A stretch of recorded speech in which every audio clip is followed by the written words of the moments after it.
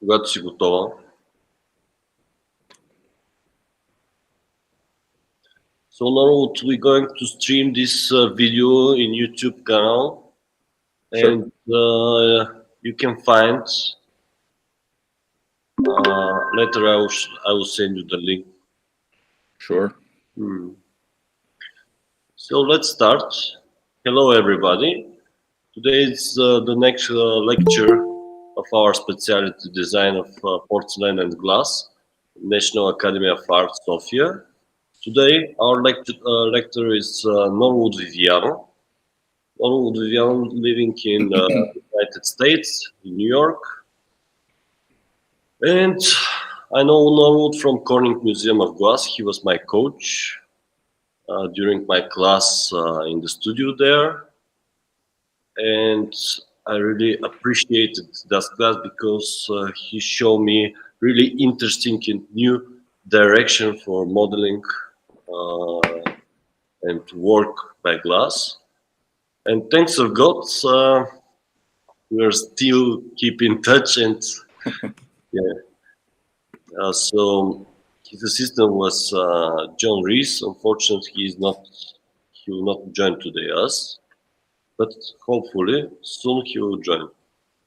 So Norwood have a big, how to say, he joined many group exhibitions, but most of the time he concentrated to do his solo exhibitions, and his work are in few big collections in Corning Museum of Glass and other museums. So Norwood, thank you that you accept our invitation. So please. Ali, we'll get started here, and Elazar, before you turn your mic off, I want to make sure that this presentation. Can you see my presentation? Yes, we do. Okay, great.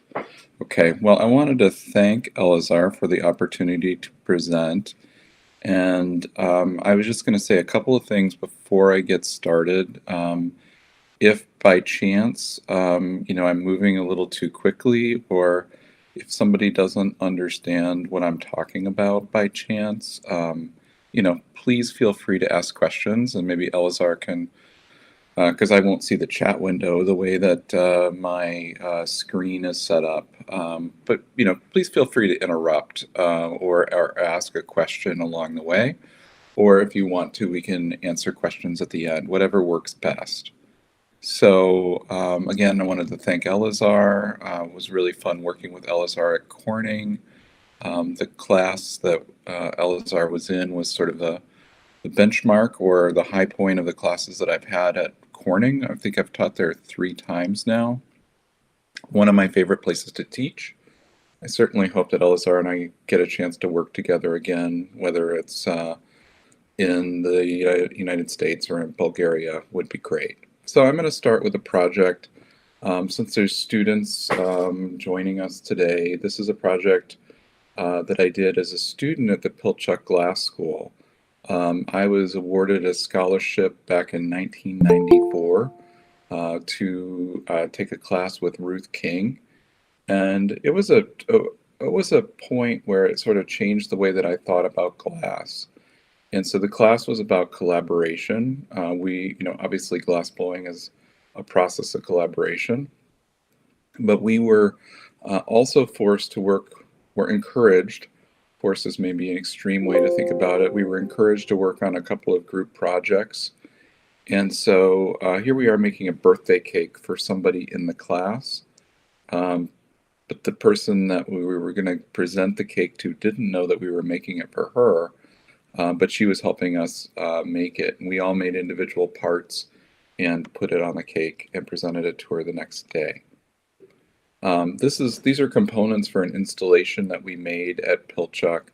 And if you've been to Pilchuck, you know that, the campus gets used in all sorts of ways. Back in 1994, there were a lot of triathletes there, so people who were going to be swimming. And so we had proposed to float these 400 cones on the pond, which is a really central part of the community. But we had to do, if we were going to install something, we had to do it in such a way that wouldn't interfere with people using the pond. So we floated these objects. There were 5 of these lanes. They also were had reflective paint on them, so at night you could see them with the moonlight. And I'm going to sort of jump ahead. A couple of things I want to say just in terms of my studio and the way that I work. You know, I have worked in a lot of materials, glass, of course, but also in cast metal and metal fabrication and woodworking. I think all those things inform the work that I do in glass. So I've spent a lot of time at Pilchuck in the 1990s. And then I was working in a lot of other materials in the early 2000s. Like I said, metalworking, you know, I run a sculpture program in the United States, so I teach woodworking and metalworking and digital fabrication and other kinds of modes of working, both in glass and outside of glass. So I returned to Pilchuck in 2014 with this group to do the Hauberg Residency, which was a collaborative residency. And just as I have a wandering relationship with glass, I have a sort of project-based studio practice where I tend to work on projects alongside of, you know, things that are related thematically, but don't always look the same. So I'll work on a project for 3 or 4 years and then I move on to another project. So back in 1998, I had the opportunity to do my graduate work at the Cranbrook Academy of Art in Michigan. And if you're familiar with Cranbrook, it has a really strong design tradition. So on the right is a Carl Millis fountain, and these kinds of art projects are all over campus. On the left is a Eames lounge chair. The Eames were students of the founders, Saarinen, Eliel Saarinen, back in the 40s, early 50s. While I was at Cranbrook, and this is also how Elazar and I connected, while I was at Cranbrook back in the 90s, I was introduced to this technology called 3D printing. This was through my industrial design classes, which I also took in conjunction with my sculpture classes. And so, you know, this is what a 3D printer looked like 20 plus years ago, where you had this gigantic cabinet the size of basically 2 refrigerators. And this technology gave me ideas about how to explore, you know, at the time I was working in sculpture and I didn't have a lot of access to glass, but a lot of the 3D print technology looked a lot like glass. So I was able to use this technology to explore and continue exploring things that were essentially transparent. And I could make things that reference some of the objects I was making in glass before I went to graduate school. And here's an object. This is not necessarily 3D printed. I was working on a project, and this leads into some of the glass work I'm going to show you. This is a 3-dimensional population graph of the city of Detroit. If you know much about the city of Detroit, you know that Detroit is known for being the capital of automobile production, certainly in the early to mid 20th century in America. But you also probably have heard that Detroit fell on really hard times as the automotive capital of America shifted away from Detroit. And, you know, and in a lot of cases, that story is an American story about how industry has changed. And so this is a 3-dimensional population graph of Detroit. This is actually cast out of aluminum, and the top is CNC'd out of aluminum. It's approximately 36 inches across. I would say 120 centimeters across.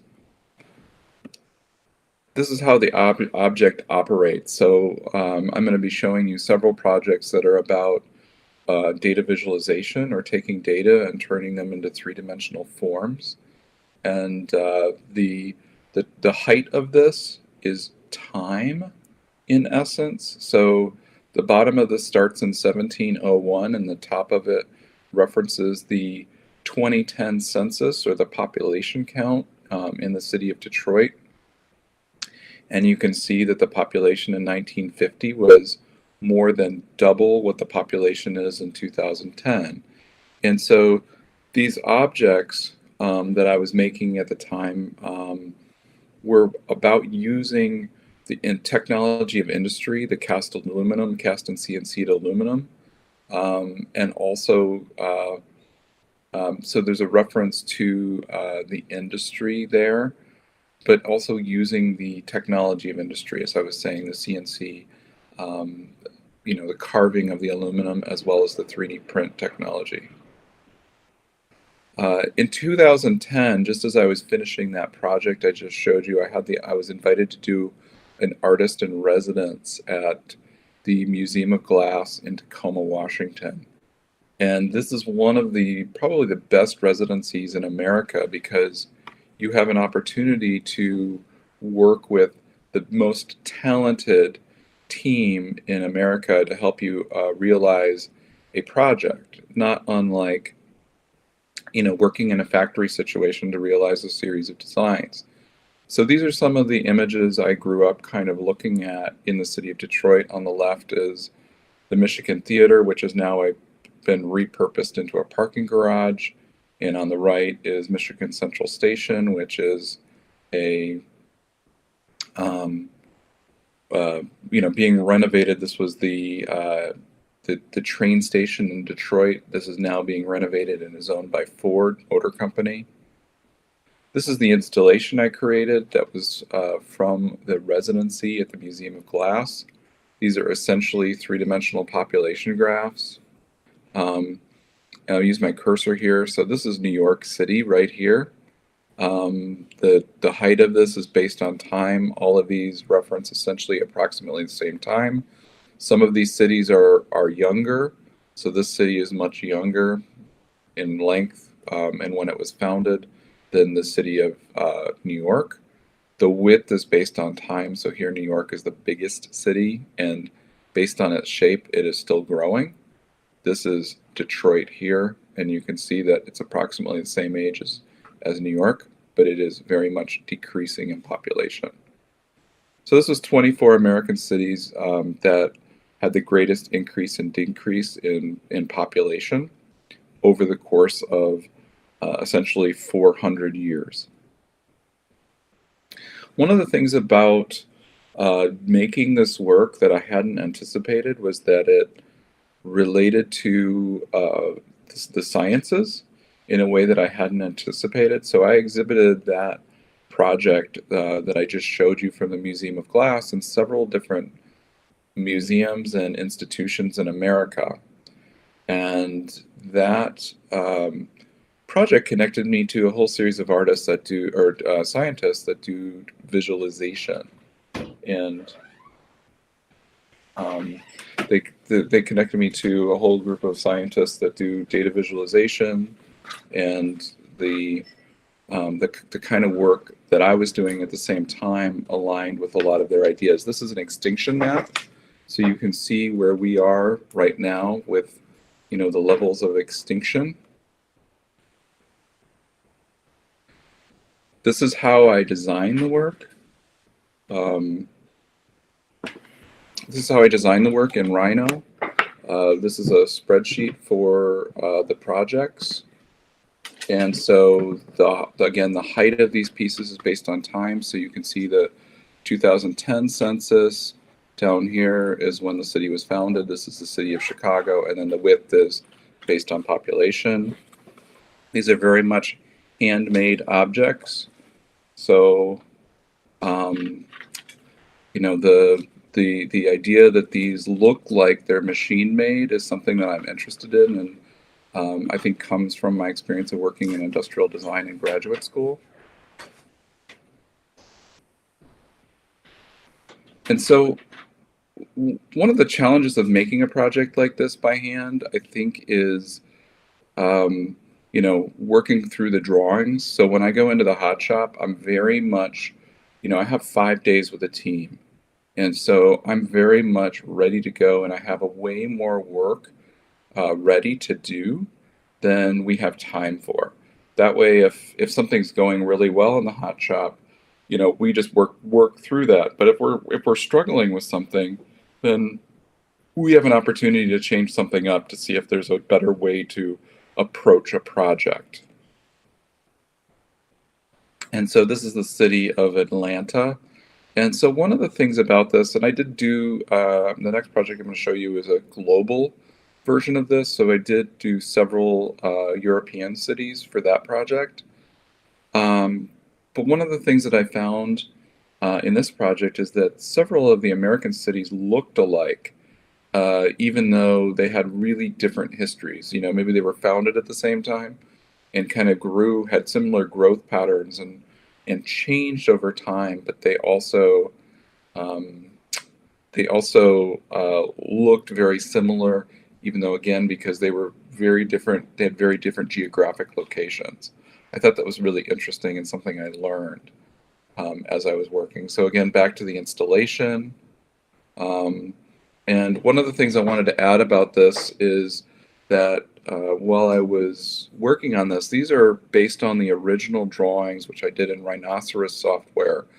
And they ended up being part of the installation, the final installation. And they are vinyl, so cut vinyl that is applied to the wall. But the way that I've always talked about this data and information on the wall, I've always talked about it as a drawing, so that they're not hand drawn on the wall. But I think that the other thing I would add is that I've exhibited the drawings by themselves. I've never exhibited the glass by itself.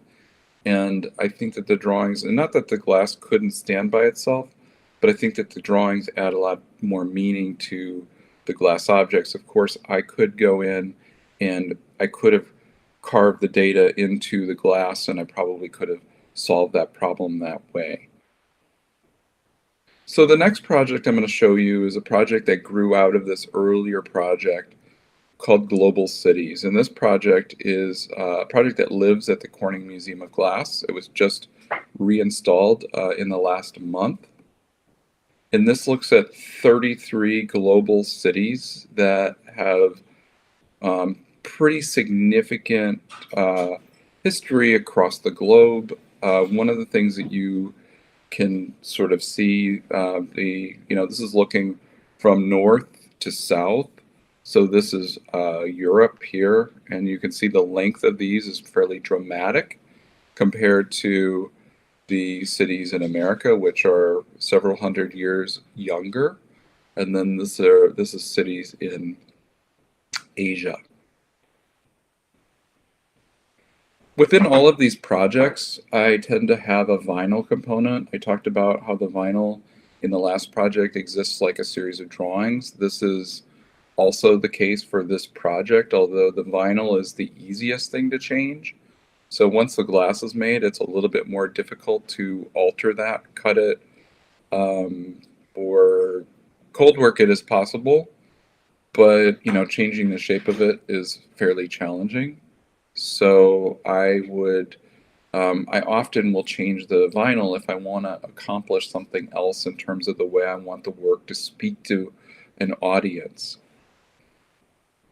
And I should say the vinyl at Corning is about 25 feet long. So it spans more than the piece. So these are very much handmade objects. And this is actually Shenzhen, China. So I'll show you what Shenzhen, China looks like. And if you look at this is when the city was founded, and the city is a very young city, but you can see how dramatic the city has grown. But really what I was wanting to show you is that, I incorporated some other techniques into these glass pieces. as a way, and this is a Ruticello pattern. I incorporated this into the work because I was interested in the way the Reticello pattern talks about kind of a network and a system within the the city. When we're talking about cities, even though these objects don't look like cities, I still want to reference the city. And I felt like that, that sort of 16th century Reticello pattern was a nice way of kind of not just talking about history, but also talking about the methodology of a city and the urban environment. So here are the pieces installed. And so, I use color in a lot of these blown glass projects to talk and reference. So this is Beijing, this is Shenzhen, and this is Tokyo. And so this is sort of an indigo pattern, or indigo color. This is black, and this is sort of this is obviously a blue. And again, in this project, I use the color as a way to talk about time. So as you look across the project, it almost looks like a series of tree rings where the growth patterns happened across the globe. One of the things I will add in talking to the curator at Corning, because I think we're in a very different, this project was done 5 or 6 years ago at this point, and we're at a very different place in terms of our conversations about cities. And so we're talking about kind of adding and growing this project to highlight cities that have gone through some transformation over the last 5 years, or using it as a way to connect to other parts of the world. And I should quickly say, because I'm talking to an international audience and I don't get a chance to do that very much, but this project charted relationships between European cities. Like St. Petersburg, Russia, has a similar growth pattern or transformation to Tokyo. And so you see the transformation of these cities, even though they aren't geographically, close. You see these growth patterns between these cities through the population shift at approximately the same time during World War II. So there's ways that these cities are connected, and this being St. Petersburg, Russia here, and Tokyo. So I'm going to jump to the next project. And so a project that I just showed you, Global Cities, typically takes me about 300 hours of research. And that's sometimes before I even get started making it. And so because of that time commitment to the research, I am often working on other things while that research is happening. So, I work on the research in little kind of bursts or time periods, but then I'm also making things in the studio. And so I've been working on this project, Mining Industries, for about 7 years. I started it as an artist in residence at the Corning Museum of Glass. And so I had been casting glass before this project started in 2012, but I really hadn't dug into, trying to do really kind of, super detailed casting that also was tied to 3D printing. And so I used that residency as a way to understand that. And so I was just going to add that, I grew up in and around the city of Detroit, and this is the town I live in now. And so this is an abandoned paper mill.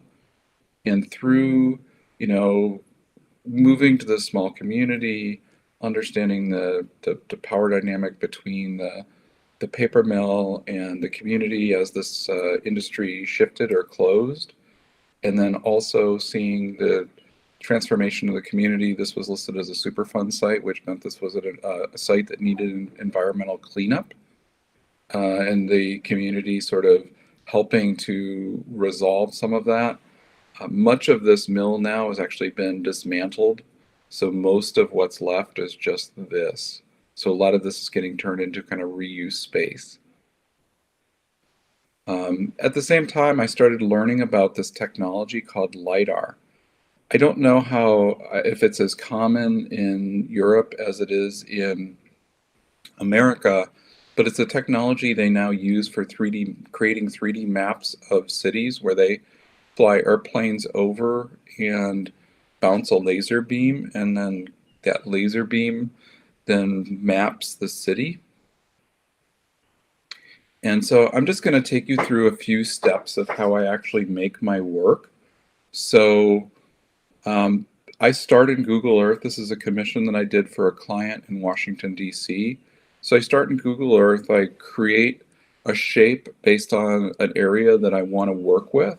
And I can use that shape to go into the more sophisticated LiDAR software and actually cut the data out. And then I can get rid of all the data I don't need. For some of these cities, you may end up with, 10 to 20 million points of data, and I only need maybe 10,000 of those.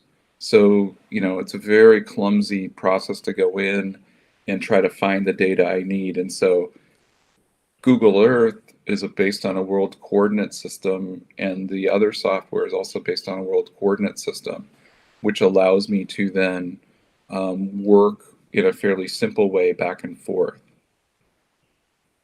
So this is what the LiDAR data looks like. This is not the same aerial, this is not the same place as that aerial photograph I was just showing you. This is actually downtown Boston.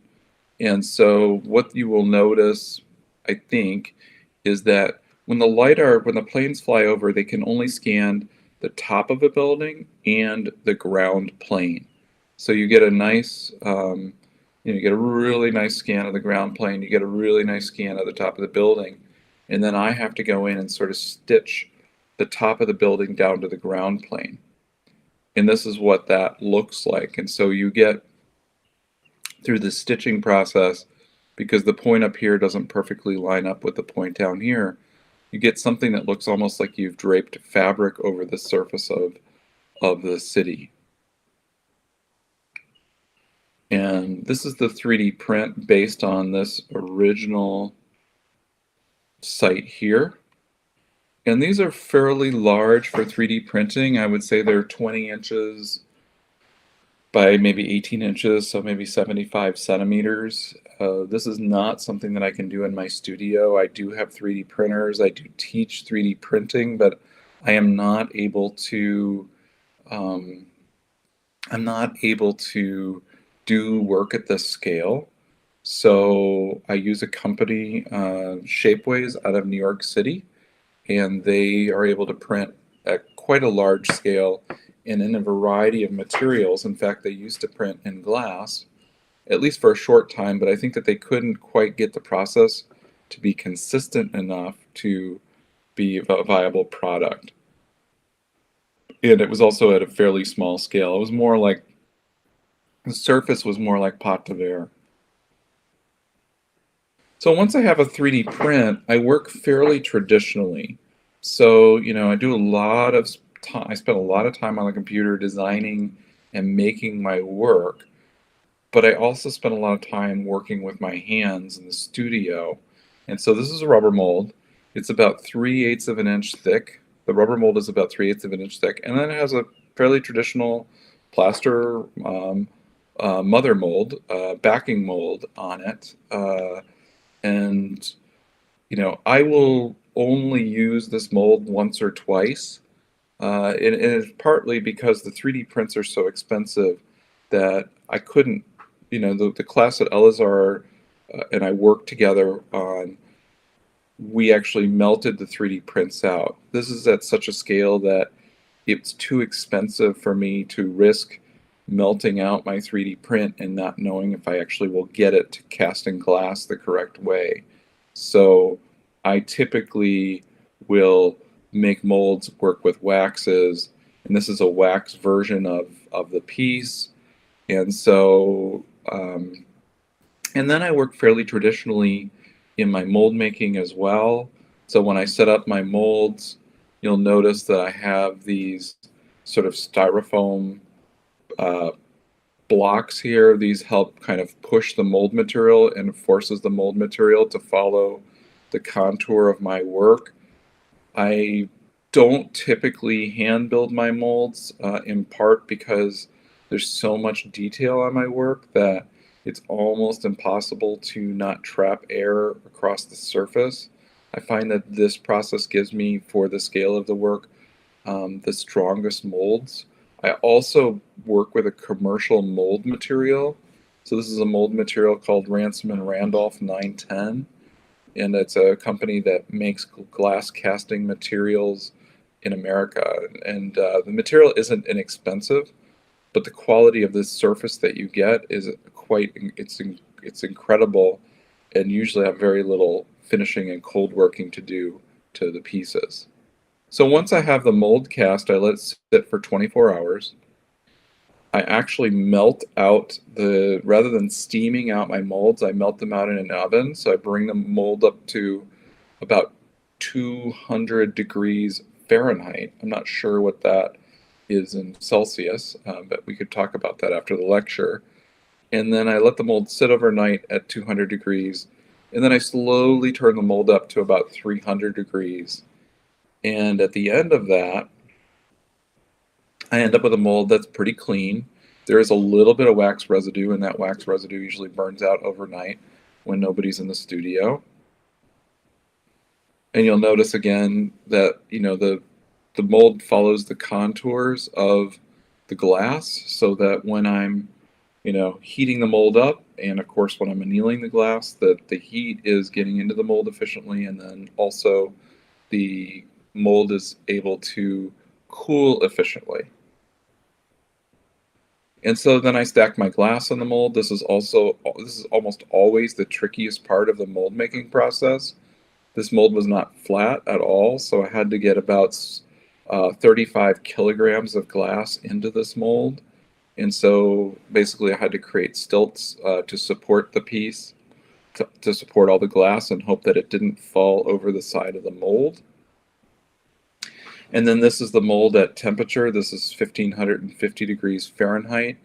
I typically hold my molds at that temperature for approximately 10 hours, and then slowly bring them down over the course of about 2.5 weeks. This may have been just a little bit longer. This was approximately 5 inches thick. And then this is what the mold looks like when it comes down after being at temperature, after a couple of weeks. And so I do get cracks in my molds, almost always a little bit in the corners, but very little cracks on the surface of my, very little areas that I have to do any finish on the surface of the casting. And I'm mostly working with bullseye glass on these open face castings. I have been working with crystal on some of my newer work, and we can talk, if people are interested, we could talk about the differences between the glasses. There's probably people in the audience that know more about the casting glasses than I do, so I'm happy to learn as well.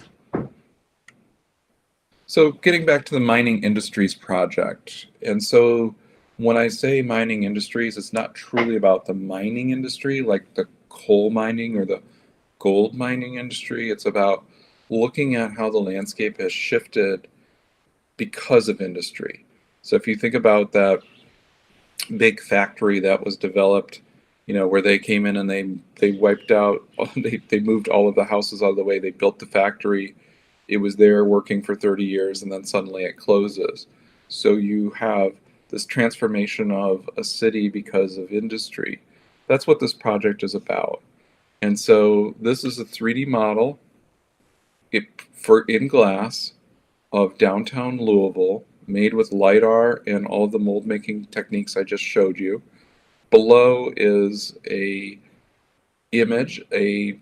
aerial photograph with what I will show you in a minute, Sanborn maps, which were hand-drawn maps combined into this and now reflected below in a mirror. This is actually a coal mine in lovely Kentucky with a map of the earlier portion of the mine reflected below.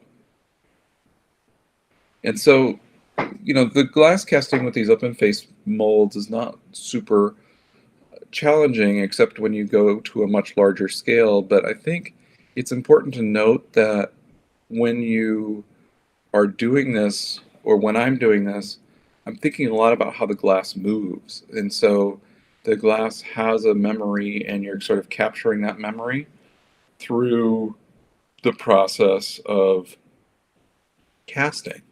And so I think about it as a series of kind of layers. And so there are physical layers here, but there's also kind of layers within the glass as well, bubbles and other kinds of ghosting and things like that that happen with the process of casting. And so this is the image that is reflected in that downtown Louisville piece. So this is an aerial photograph from, approximately 1950. This is what I was talking about, these hand-drawn Sanborn maps. These were created, they started these maps in the early part of, or the late part of the 19th century in America, because American cities were burning down and insurance companies needed a way to tell what was there before. And so they started this process of mapping cities by drawing them. And the yellow colors here tell you that these were wooden structures. The pink or reddish colors tell you that these were brick structures. Of course, none of this exists anymore. All of this has been taken down and redeveloped in Louisville. So this is the Martiki Mine, which is a strip mine in the southeastern portion of Kentucky. And part of why I was interested in this is because it's tied to a very small community in Kentucky, but also because it's also transformed the landscape in really dramatic ways. So you strip the land to extract the coal, and you leave kind of the residue of that process of stripping the land. And so this is the image that's reflected below. And so this green image here is from approximately 1955. And so that image from 1955 is before the coal mine was in production. And then this image on the right, which is sort of like a split screen, is when this coal mine was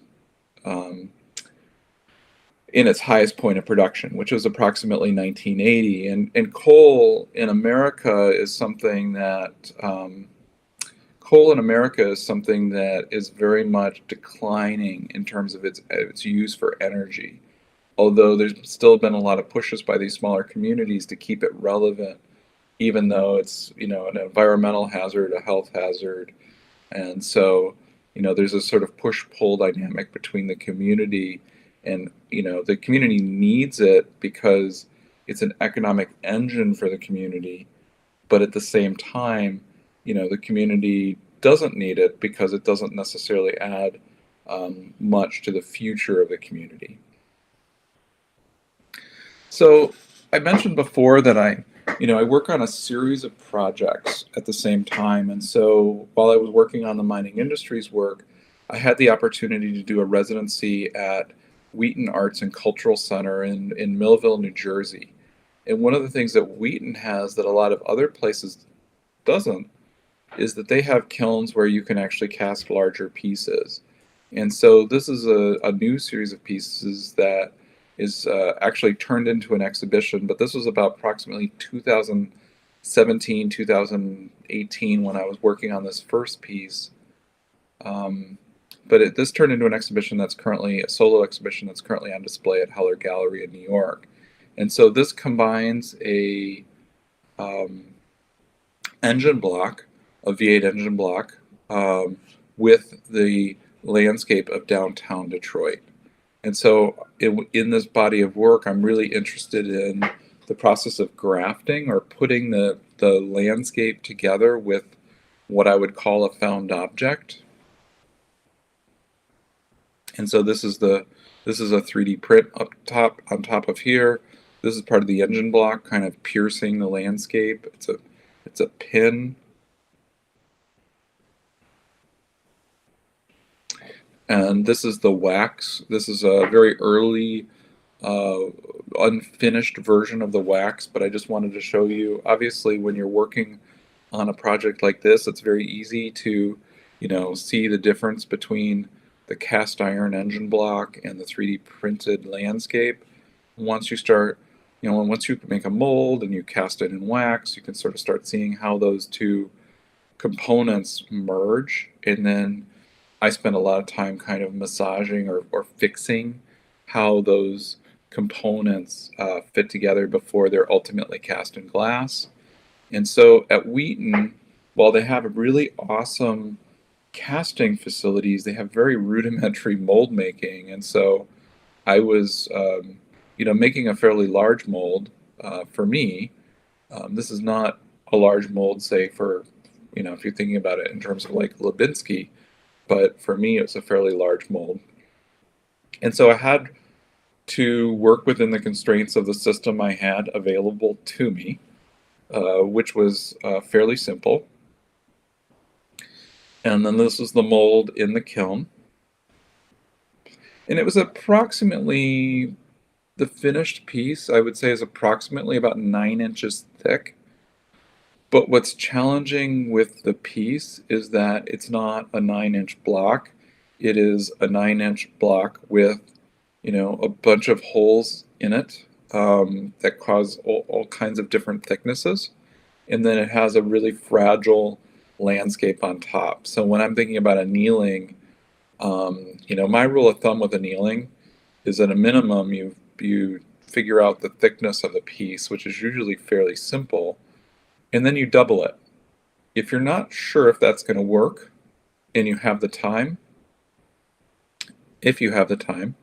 I quadruple that thickness, and that's usually a really safe way of annealing for me, is basically doing 4 times the thickness, which I know some people think is extreme, but in a case like this, I have a lot of time invested, a lot of money invested in the glass and mold making, and so it makes more sense to me to end up with something that's going to work versus something I have to remake and start over. So this is cleaning up my mold material. I mentioned that I use the Ransom and Randolph glass cast. And so one of the things that I really love about the Ransom and Randolph glass cast is I can soak my pieces and the mold material doesn't expand. So I don't have to worry about the mold material expanding and cracking off any of these really fine structures on here. If they were going to crack off, they would have cracked off during the casting process. And so this is the finished example of the piece. And I guess quickly I will kind of just add that, learning about or teaching myself or pushing myself, I guess, to kind of make the work more complex has also added a lot more learning curve to the casting process. And I'm sure Elzar or anybody on the call who has experience with casting would say that, glass casting is humbling. You learn a lot by doing. Even if you think you know how to do it, you're still, glass casting teaches you something every time you make a piece. So this is a piece based on Houston. This is made in black crystal. And so, I think about Houston, which is a city based on oil production, and Detroit, which was a city based on automobile production, as having kind of a symbiotic relationship. So within that relationship, they are essential. I mean, Houston is a city that's based on also the automobile, the way it's designed. You cannot get around Houston without an automobile. But Houston is also a city, the infrastructure of Houston is based on, the production and refinement of oil. And obviously Detroit couldn't survive without that. This is, I should quickly say that, this piece is maybe 35 centimeters tall, maybe 50 or 60 centimeters across. This is approximately the same height. And, here you see, this is the oil drum kind of piercing through the landscape. There used to be, before I put the two together, the landscape and the oil drum, there was a stadium here. And so the component of the oil drum sort of stands in for the stadium. And this is Pittsburgh. So this is an I-beam that has the city of Pittsburgh grafted onto it. And so one of the things I'll say, and probably not a super obvious thing in this finished piece, this is approximately 16 inches, so maybe 30, maybe 40 some centimeters. But to get the 3D print to graft onto the surface of Pittsburgh properly, I had to actually take the I-beam, before I put this together, I had to take the I-beam to a machine shop and have them CNC off, maybe 4 or 5 millimeters so that I could get the thickness correct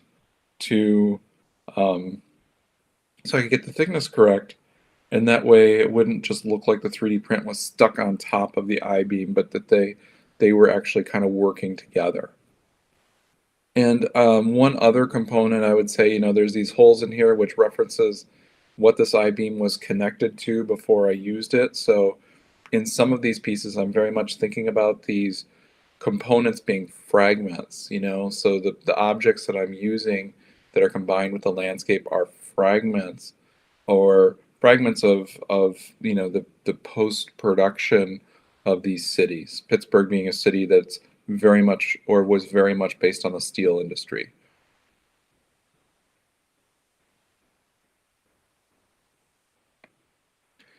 And so the last project I'm going to show you in this series is a project I made for a show at the Grand Rapids Art Museum, which is pretty close to where I live. And this is a small table that was made in the city of Grand Rapids in the 1940s, a French Revival table. The city of Grand Rapids was very much known for, at least in the early 20th century, known for furniture production. And it is a city that really is no longer known for furniture production. So I was interested in kind of merging this contemporary landscape with this object, and this is all cast in glass and assembled. And I guess before I'll talk just a little bit more about this. So the early furniture industry in Grand Rapids was very much based on an immigrant population. So Dutch immigrants brought over their skills and helped to really develop this industry in this area.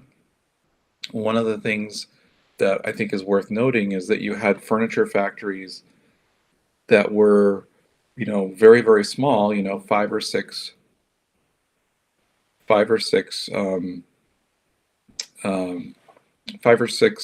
workers versus furniture factories that had 200 workers. And so not only were they competing against each other, but they were also, they had their own kind of ways of doing things and their own kind of manufacturing secrets.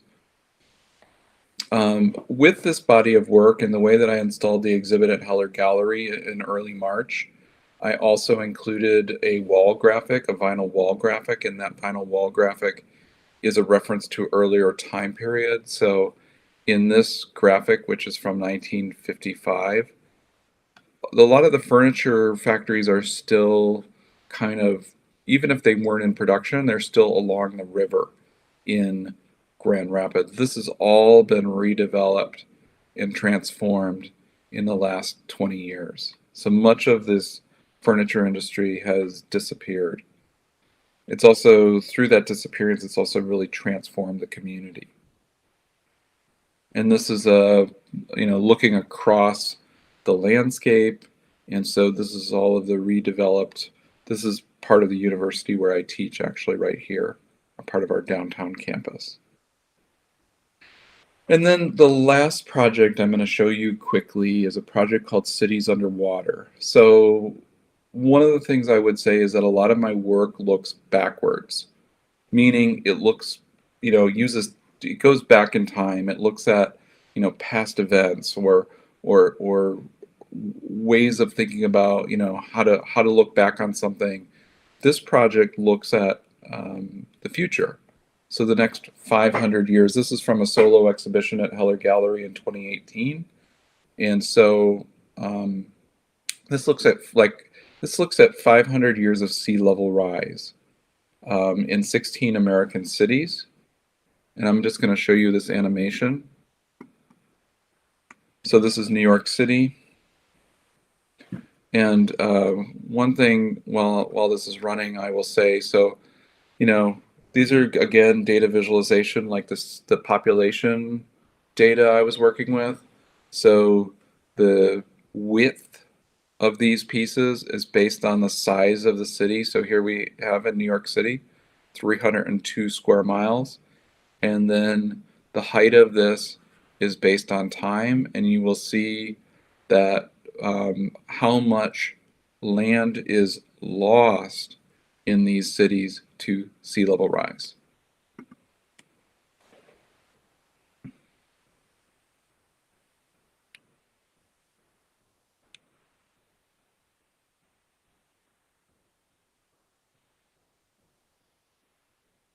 And New Orleans is much more dramatic.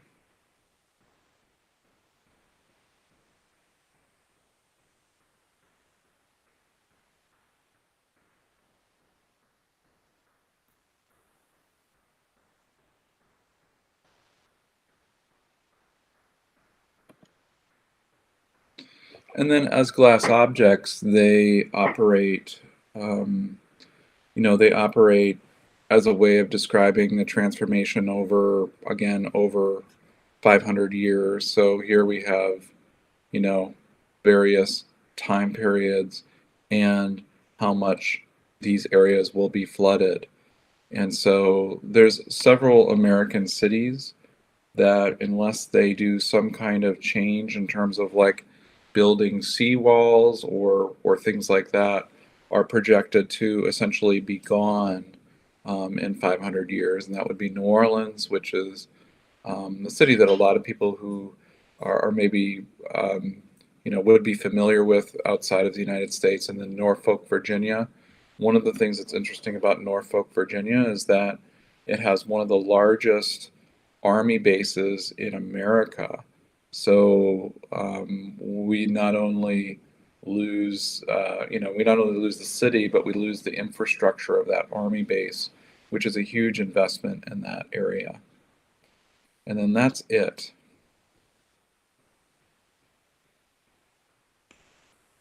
So, yeah, that's it.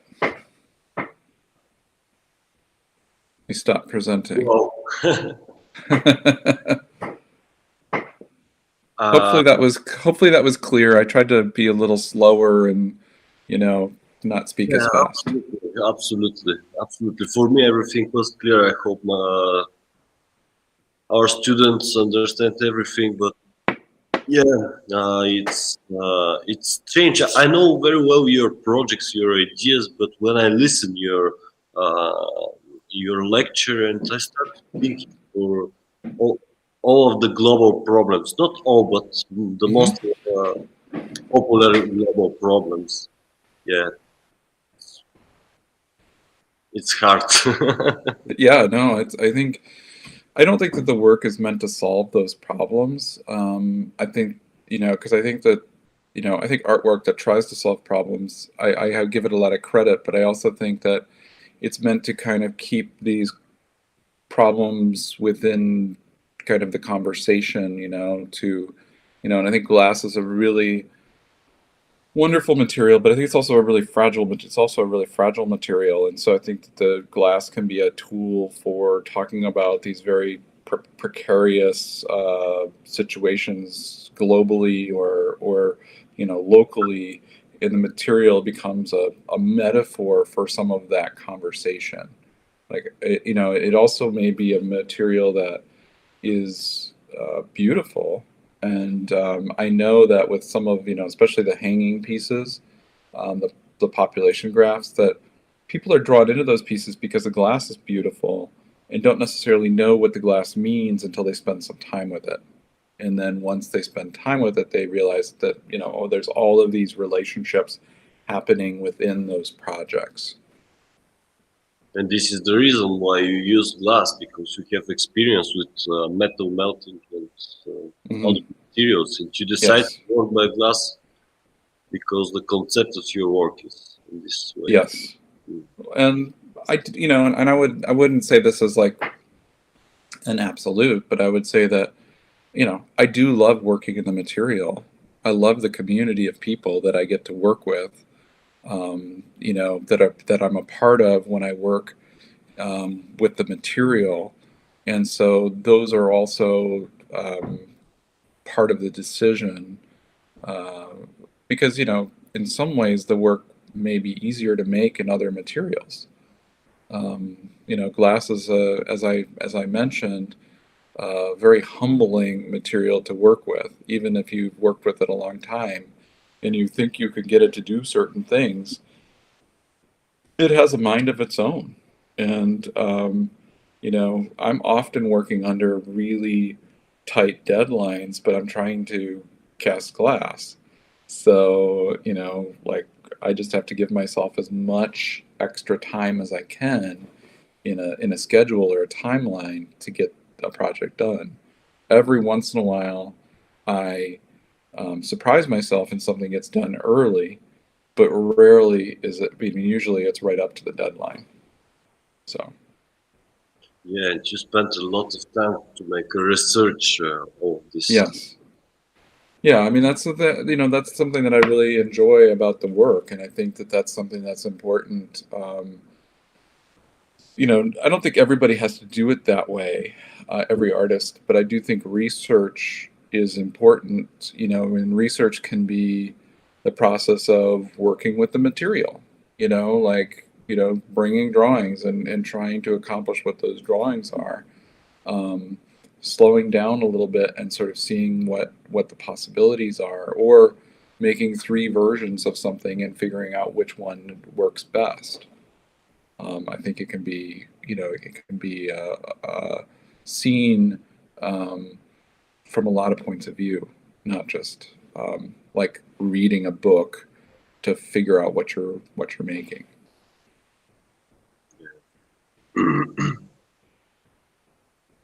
Any questions? So maybe our students have us questions. Do you have questions, guys? Yes, I have one question. Sure. What was your biggest obstacle you had working with glass? What was the hardest material or technique you had? Oh, that's a good question. I think that it certainly varied from project to project. I think that within each project, that sometimes it's the glass that's the problem, and sometimes it's the the 3D technology that's the problem, because sometimes getting the even acquiring the data can be challenging. Like I could be working on a project and think I'm going to get something, and then I don't.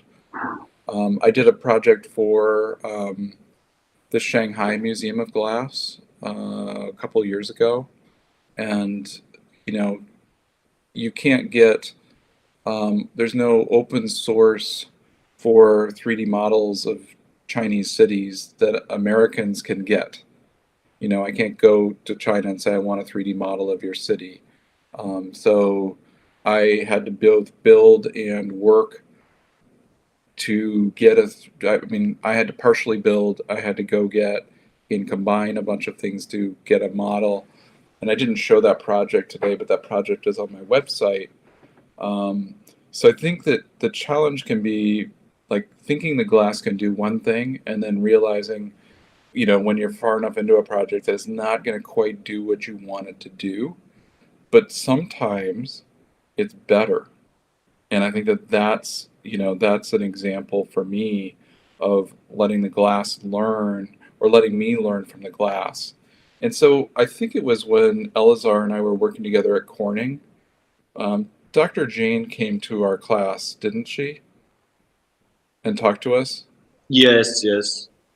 So Dr. Jane was the chief scientist. She's now moved on to another job, but she was the chief scientist at Corning. And so a lot of people look to her for advice. They trust, she's got 35 years of knowledge. And so one of the things I would add is that within that, she said to us, here I am teaching a kiln casting class, and Dr. Jane comes in and does this great presentation about glass science and artists. And she says, glass casting is stupid. I don't know if you remember this, Elazar. And I'm thinking, well, how are my students going to take this? Here I am, we've dedicated a couple of weeks to work together and basically go through this process. And now you have one of probably the highest level scientists saying that, this is really it's a bad idea to do this. And essentially what she was saying was that you take this complex shape, whatever it is, like an engine block, or, in my case, an engine block with a city on top. And then you embed it in this big block of plaster. And then you put it in a kiln. And you hope that it cools efficiently. And even if you hand build your mold and you get it, perfectly 2.5 inches all the way around your piece, it will never cool evenly. And so, whereas other glass processes, glass blowing, yes, there are challenges to cooling those works, but you can get away with a lot more. Whereas I think glass casting is a less forgiving process, in my opinion. So, hopefully that answers your question. I think it's a good question, and I think that as an artist, it's something that you hopefully will come across every day or every few days in your studio, where there's something about what you're doing influences or inspires you.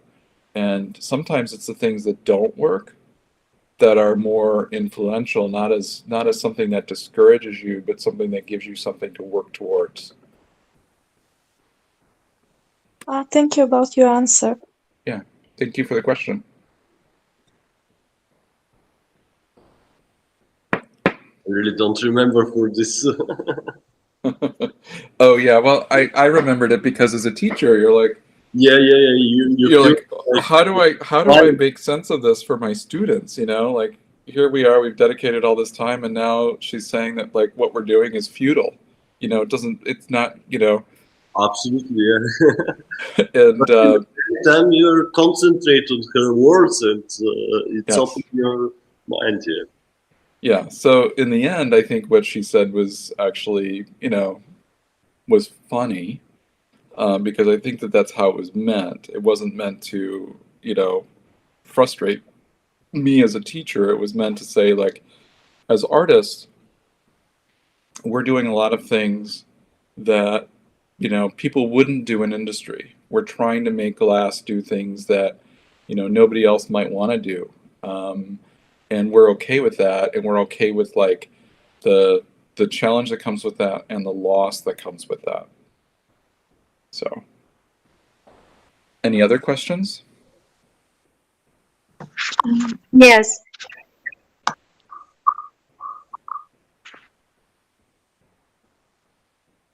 Kari, we don't hear you.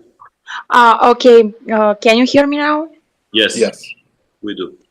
First, thank you for the great lecture and Thank you. The beautiful projects. I have one question, and it's about behind the scenes. It's really interesting for all of us to know more about the process. You told us that you need more than 300 hours for research. Could you please tell us more about your steps? For example, after your research, you're maybe writing some things or making a lot of hand sketches, or how did you get your inspiration and your kind of secret steps. I don't know how to. So I don't do as much by hand as I used to, because a lot of, well, before the pandemic, I used to travel a lot. And so, I find that I'm sitting in front of my computer is my sketchbook, my desk, my everything. And so it means that I can, if I have an hour, I can either do research, or I can do research, or I can actually draw. I can work in the studio, because my computer is that tool. So behind the scenes, I have a couple of people who work for me, not full-time, because I can't really afford to have full-time assistants. But I have two people that work, a day here and a day there, and those assistants are helping me with a variety of tasks. So from, the not so interesting things of packing and, creating work. Right now I just finished a show at Heller Gallery in New York, but then I'm also shipping 5 of these new pieces to Korea for the Craft Biennial that opens, I believe it opens in September. So there's a lot of that kind of stuff, like, and I'm sure this happens in school. Well, this happens to me as a teacher, but in school, where you're like going towards a deadline, and then suddenly somebody says, "Oh, well, maybe we can do that," and so it opens up a possibility where I never thought I'd be showing in Korea, but then they asked me to send them 5 pieces, and so behind the scenes, my assistants help me with the research too. So it depends. I have one assistant who's really interested in the research. So a lot of times what I'll do is I will send them off with a couple of questions and say, can you, here's a couple of resources. Can you dig through these and see if you can find this, and then scan that so that I can then look at it? Because as a teacher, I don't actually have a lot of extra time. I'm sure Elazar or any of the other teachers would say that too. I don't have a lot of extra time, so sometimes going to the library is something I don't have time to do, but that's something I would do if I was, I spent a whole month as an artist in residence at Corning a couple of years ago, doing the White House Research Residency for artists. And so that was just sifting through, materials, and I didn't actually show either of those projects today that came out of that research.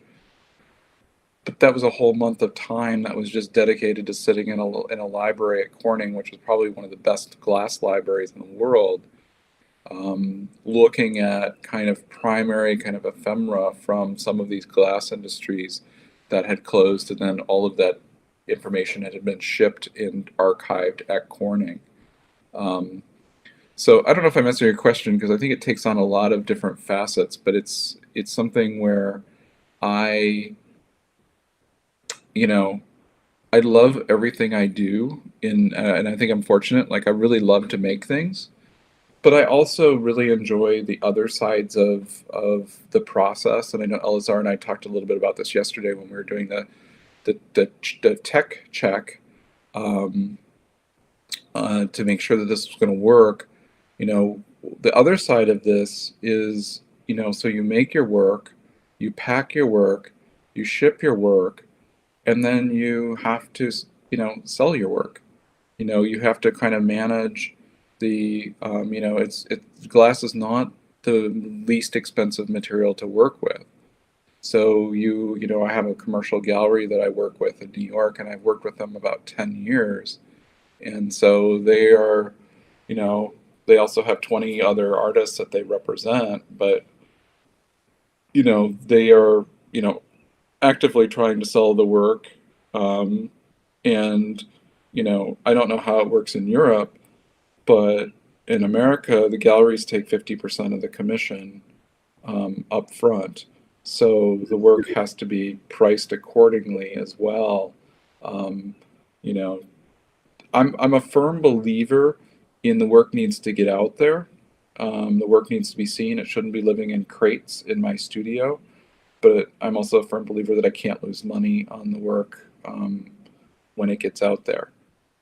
I do donate sometimes to museums, but not so much anymore. I don't know if that answers your question, because I think it's a great question. And the way that an artist synthesizes ideas and influences and turns those into work, and then also manages the business side of the practice of the studio work, is pretty challenging. And I think that those are really hard things to teach in school. I think somebody's a teacher and who's trying to be kind of to try to do it all, for lack of a better term. It's really hard to teach all of those things in school, because it's just hard enough to teach people how to make things. And I'm going to close my blind here because the sun is finally coming up. Yeah, I think that's a pretty challenging thing to manage as a student. Am I frozen? Can you hear me? Yeah, we can Okay. hear you. Yeah, I look like I'm frozen in my picture, but I'm not frozen here, I promise. Thank Any you for other? your answer. It was Sure. I think. Annika, I think you have a question. Hello, Norwood. Thank you so much for this presentation. It was very fascinating. I have a question. You have this very scientific and well thought through process. Do you ever allow yourself to be impulsive? That's a good question. Actually, that's a question. I just gave a lecture at a university last week, and I got a similar question from a scientist who,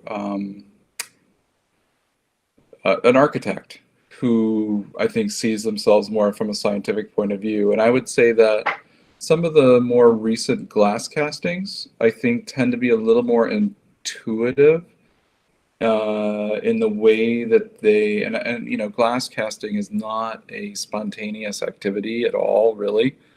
Although anybody who's done it knows that there are things that happen in the process that when you get something out of a mold, you have to go, okay, well, I have to go with what I've got here. And, maybe this piece changes a little bit, like I'm going to cold work it in a different way, or it's going to get shorter, or, things are going to happen to this. But when I'm putting the landscape together with the object in that newer body of work, I'm trying to be fairly intuitive. The one thing about working with the 3D print process is that I can scale things, before I print them, I can scale them so that I can develop a relationship between those things, the found object and the landscape. So I think I do try to be spontaneous, but I also know that I'm fairly analytical in the way that I approach the processes. And yeah, I don't know if that's fully answering your question, but Yes, thank you.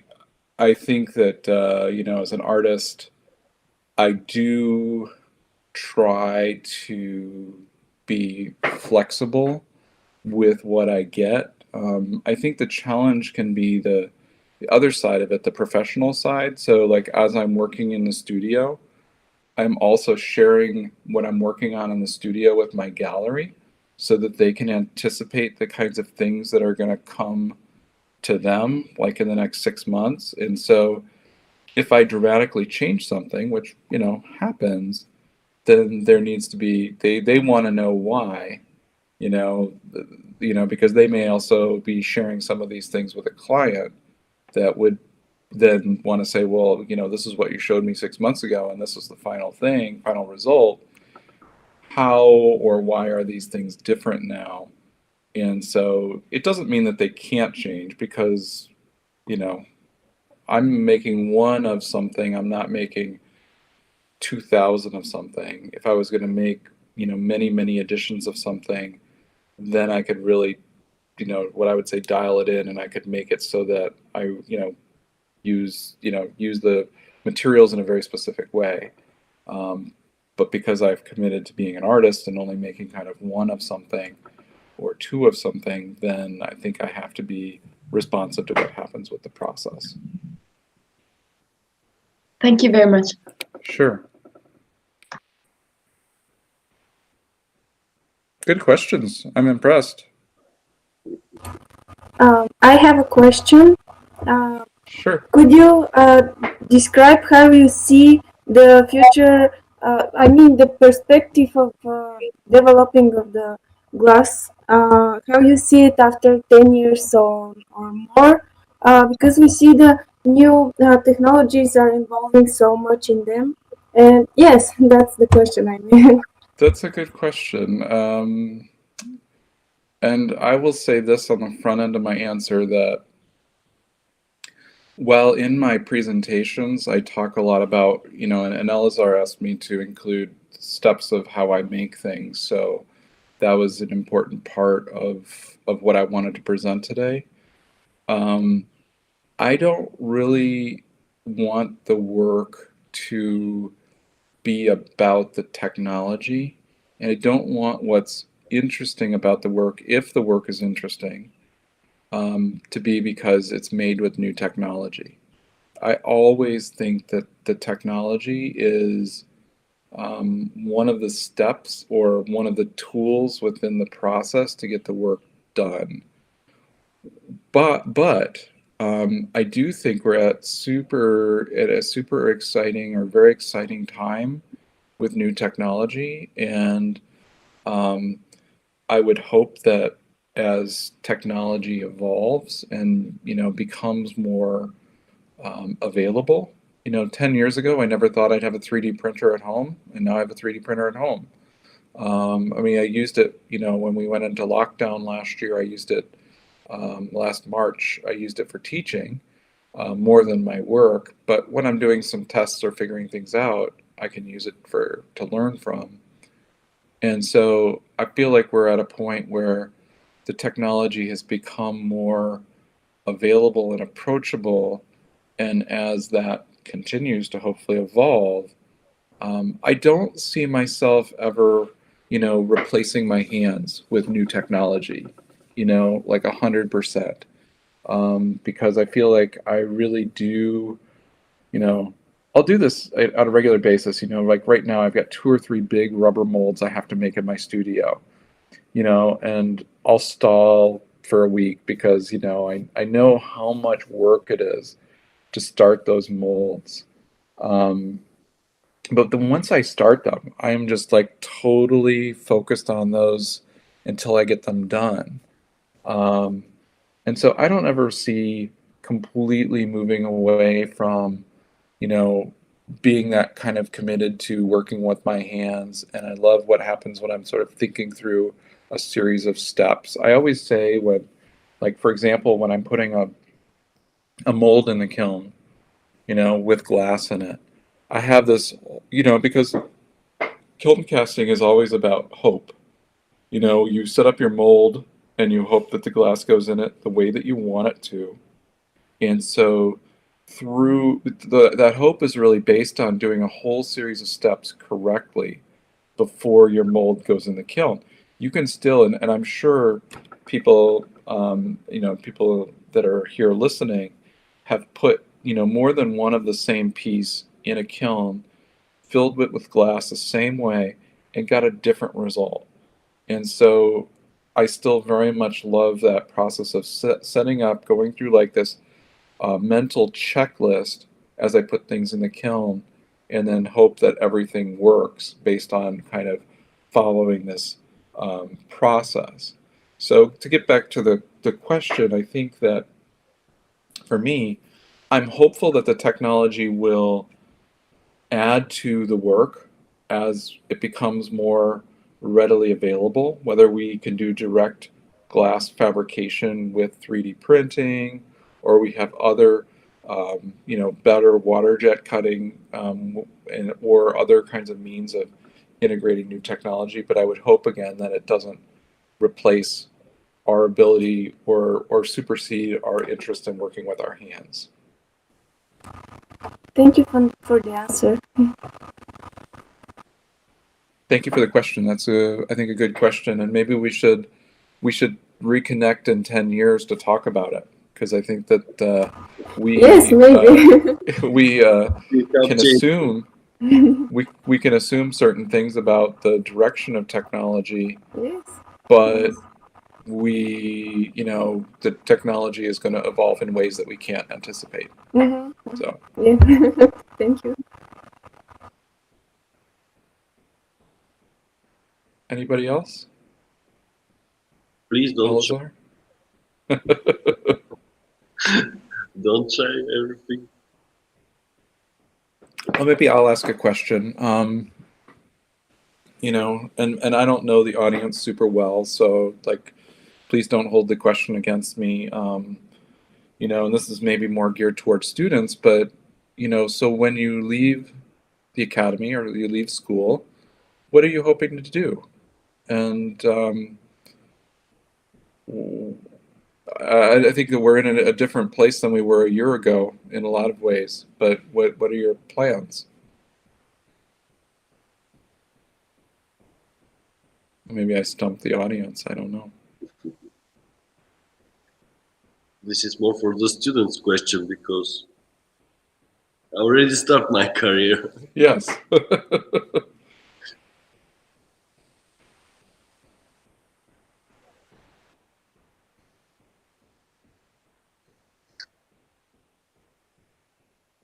Anybody out there willing to take that on just a little bit? Sure, I'll go because no one else is going. I think what could be very interesting, I don't know much about glass because I've only started in the academy. I was on Erasmus in Bulgaria, and therefore Okay. I stayed afterwards because I liked it so much, working with Elisa, with all the academy.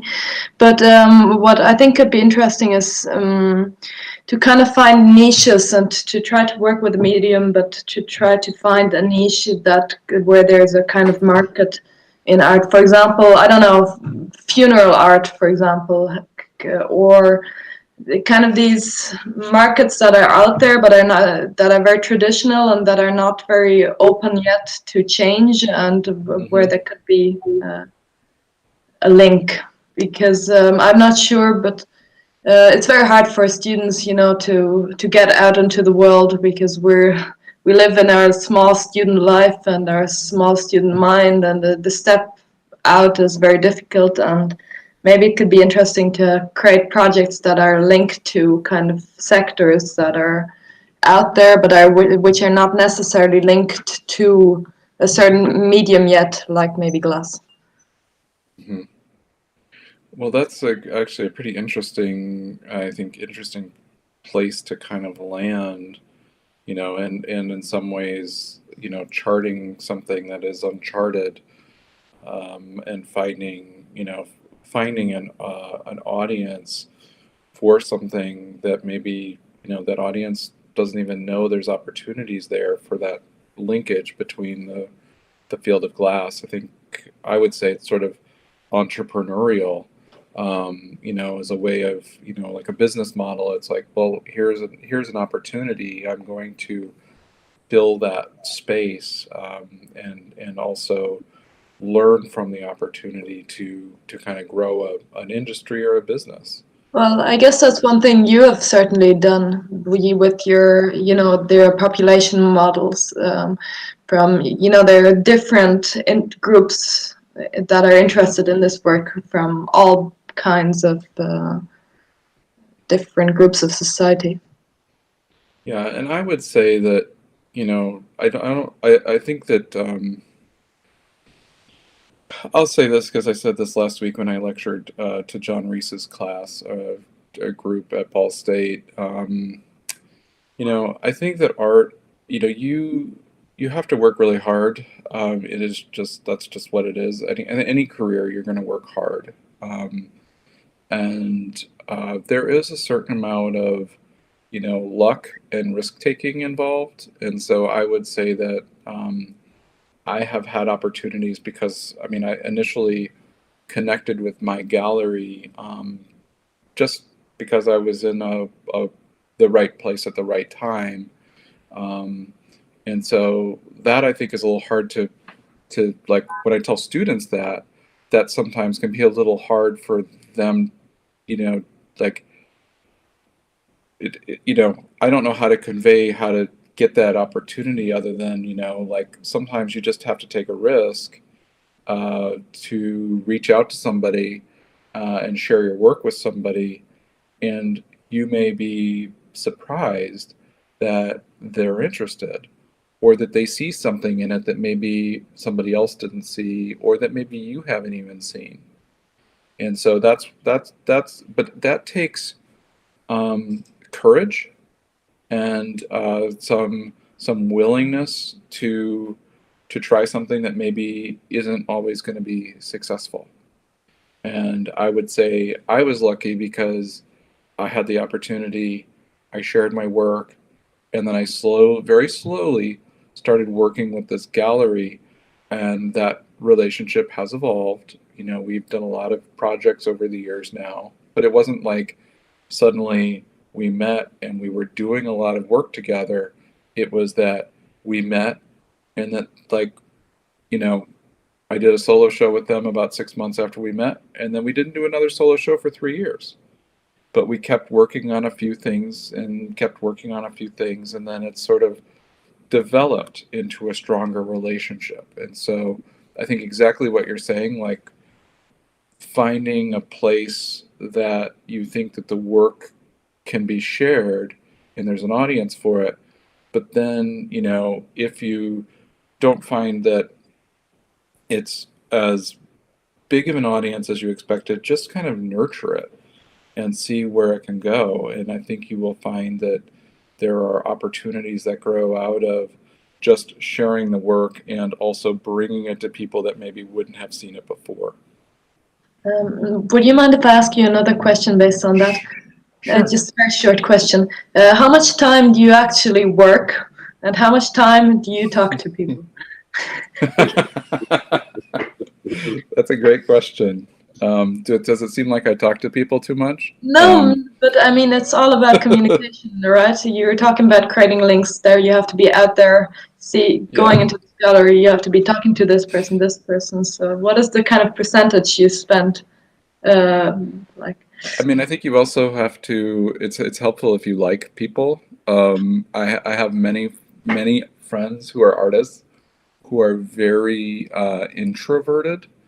And that, I think, makes it more challenging for them to, and I'm somewhat introverted too, but I would also say that because I'm a teacher, I'm like always in front of people. So I'm okay with, just talking, and I've gotten a lot more comfortable with it because I just do it every day.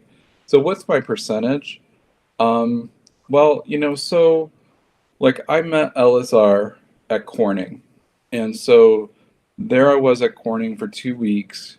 I don't really teach at a place like Corning because I get paid to teach at a place like Corning. I go to Corning because I get to work with people like Elazar. I get to interact with Susie Silbert, the contemporary curator. I get to interact with, Bill Goodenrath. I get to interact with all of these people that I respect, I'm interested in, and in some way along the way, I will get to share my work with them. And so I also, where I teach is fairly, it's a city, but it's also kind of rural. So I do have people here I can share my work with, curators and that, like, but I would say putting yourself, especially when you're younger, putting yourself in a position where, and I know right now that things are different, but putting yourself in a position where you can go and travel and meet people. Meeting people in person, I think, is still the best way to make a real connection with somebody. I think that I'm having a nice time talking to people this way, and I've gotten used to it. But sitting down, drinking a cup of coffee, talking about what your experience is like making your work where you are, and me sharing it, creates a real kind of human connection that I think that, like even if we didn't talk for 2 years and then we reconnected, that connection would be there, So I think putting yourself in a position where you can meet people is really critical. And I think that even my gallery would say, because we've hosted some virtual events, that they're able to nurture their clients that they already have from these virtual events. But it's really hard to bring new clients to the gallery through these virtual events, because the new clients still require some kind of personal contact. You have to like make it's so much easier to do this kind of like, how are you doing? Just making like more personal connections with somebody in person than over Zoom. So how much time do I spend? I would say maybe 20% of my studio time, but on a weekly basis, I probably spend about 25 hours on my teaching, 25 hours on my studio work, and maybe 5 hours on reaching out to people or staying connected to people. That really depends. Like I was in New York a couple of weeks ago, and the reason why I went to New York was because I was there to install an exhibit, but I could have shipped the work there and had it installed, but it was because I wanted to meet with the gallery owners, stay connected, and they also had clients they wanted me to meet, and then those meetings then turned into other opportunities. But actually, it's very difficult to make a monitoring which people are and which places are successful and important for you and for your ideas. Mm-hmm. Yeah, I mean, I think that, the other thing I would add really quickly to that question is, I think when I was younger, I spent a lot of time, although I think your question tells me that you have a better sense of where your work lives or lands. Earlier on in my career, I didn't really know what the audience was for my work. And so I spent a lot of time trying to introduce my work to audiences that weren't really interested in my work. And so, once I began to understand like the places where my work could live, where the best places it was to show the work, then it became a lot more focused in terms of, who I introduced the work to. And the other little thing I would say is, whenever you interact with people, it's always good to just be really honest and be exactly who you are. Because I think, and I don't know if that translates properly, but I feel like, I'm presenting to you the same way that I would present to the curator at the Corning Museum of Glass. I want you to know who I am. I want you to be interested in me because of who I am and the work that I do. I don't want you to think I'm one thing and I'm really something else.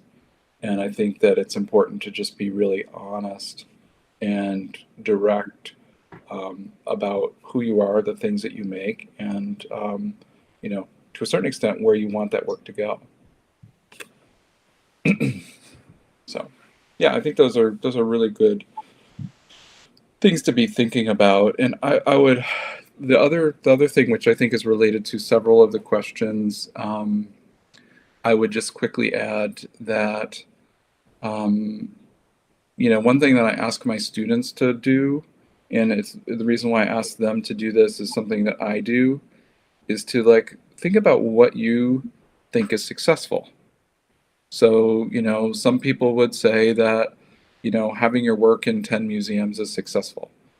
And I'm not saying that that's what I define as success, but like once you begin to think about like, and some people would say like just surviving on the selling of their work is success. Doesn't matter where the work goes. It just is, if I can afford to live by selling my work, then that's successful. And so if you can begin to define what you think is successful, and I'm not here to tell you what you should be thinking is successful, but if you can define what that is, then I think you have these kind of goals for moving forward. But the other thing I would say is that that idea of success is probably going to change, you know, as the world changes, or as your position in the world changes, or if you have a family, or if, you know, there's all of these kind of what I would call moving targets that cause me to sort of shift what I would and how I would approach the idea of success. And, you know, one day I can think really like, oh, this is like, I'm doing really well, I've got this figured out. And then the next day I'm like, oh my God, I have nothing figured out. So I think we always have that as artists, that kind of, you know, trust of ourselves and then doubt. Yeah, this is the thinking of the real artist. When you're happy from your results, you're not an artist anymore, because you'll not get another good result, and you will not be efficient. Yeah, so true, so true. Yeah. Any other thoughts? You have to move the motivation to the next step, Yeah, and I think that, you know, you do gain a little more trust in yourself as you go. At least I have, that, you know, things will sort of work out, or you know, the pieces to a project will fall into place, even though I might lose some sleep over it. I have to remind myself that I've done this before, and that I should trust myself that it will come together, even if it doesn't always seem like it will. So, anything else? Elazar, any last thoughts? I wanted to say, but some other questions, guys. You get some? I'm not scary. I'm not. I do have students, like, on the first day, like after I've had them for a semester, they'll say that, you know, I was really scary the first day of class, you know, and usually the first day of class I am kind of like, you know, really like clear about goals and rules, but they also say that after like a month they're like, oh yeah, you're not scary at all, but it's always interesting to hear that somebody thinks I'm intimidating. So people can always email me questions too if they want. You know, my email is on my website, so you're welcome to email me questions. Thank you. Yeah. I want to say, guys, if one day you have an opportunity to take a class with Норуд, do it, because how to say, we spent an hour right now to speak with him, but when you have 2 weeks, for example, it's something else, because we became friends after this class, and I learned a lot from him, from his experience and artistic point of view and everything. We had a really not enough time, of course, but longer time to discuss, because most of these words which Норуд shared with us, we already spoke about this. For example, when I took class in Cornic, I was how to say, I pushed myself to go and to study 3D, but what's interesting for me, and we discussed with him, why 3D? I prefer to modeling my pieces and by hands, not to use the new technologies. And yeah, this is not for 1 hour to discuss 1 hour. This is, how to say, always you can find another way of another side of the coin. Uh-huh. Well, and I just add to that, to what you're saying, Elazar, you know, so I talked a little bit about going to Corning and what that means, you know, putting yourself in a position, going to a new place, meeting new people, you know. So for me, one of the reasons why I do Corning or teach workshops in general is that it introduces me to an audience. Like I will never have, like the class you were in, I'll never have that same group of people again at the same time in the same place. And so I just see this as like an opportunity. Like I could teach the workshop 3 different times to 3 different groups and have very different results and very different experiences.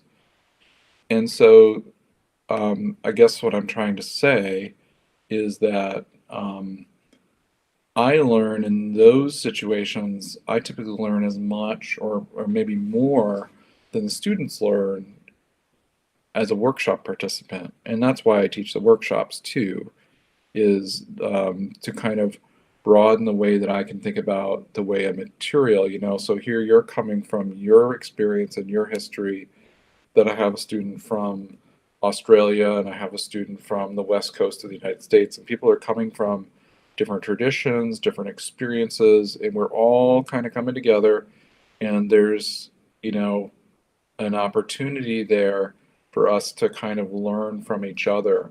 And in that situation, as much as I, you know, people might look to me as a teacher, I'm also very much a student. And I see that as an opportunity to learn. So. Any last questions, Elazar? Any last thoughts?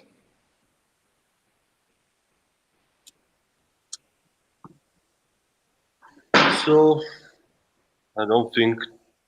Okay. Well, No, thank you very much. Your lecture. It's interesting to speak with you. I really hope soon the situation will give us a chance to meet. Yes. In United States or in Bulgaria. Mm-hmm. And I really looking forward to see your new ideas and your new pieces. Yeah. Thank you. And thanks to everybody who joined the conversation. I really appreciate your time, and I enjoyed the questions. And, you know, if you ever have any other questions, you know, feel free to reach out. I'm on social media, and you know, as a teacher, spend a lot of my day doing email. So happy to reach out. And I agree, Elazar, that, you know, once things get resolved, maybe there is an opportunity for us to kind of reconnect in person and talk about more of these things again. Okay. Thank you, Норуд. Yeah. Thanks, everybody. Have a good day. Your assistant and your family. Yeah, Keep in thank touch. you. Be healthy. Thank you. You too. Thank you. Have a nice day. You too. Thank you.